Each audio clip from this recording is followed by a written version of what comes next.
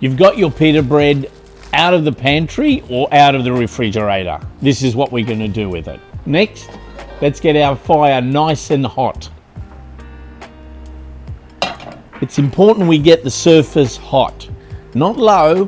Doesn't matter if it's really hot and it only takes a brief moment to cook it, but the pan has to be hot. We've got the pita bread. It comes out nice and easy. One of the most important things that we do is we spray lightly each side of the pita bread. It must have a little bit of oil on it. We've got the pan nice and hot. We put it on the more coarser side of the pita bread. It's flat and you'll see it's smoother, as the other side has a lot more bumps in it.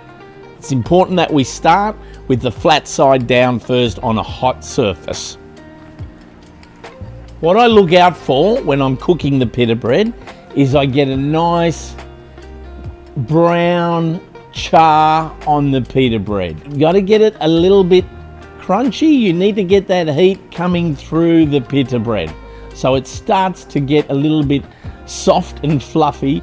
Activate the water molecules within the pita bread to get it puffy, and you'll start to see that the little bubbles are forming. You can see some little bubbles starting to form there. You know you're ready to turn it over. Flip it over, and now you can even see the pita bread rising even more. It's getting fluffier and the air's coming through and it's becoming softer. Have a look at the surface. It's got nice colorization on it, if that's a word.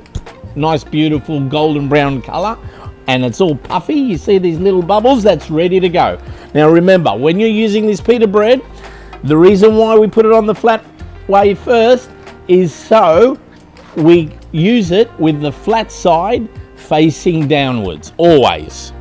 One of the misconceptions about the use of this pita bread, it's not like a tortilla. You need to heat it and warm it up first on a flat, hot surface, whether it's a pan, a grill top, or even a sandwich press. It's important that you heat it on a flat surface before wrapping it, using it to get the best quality and the best results out of it.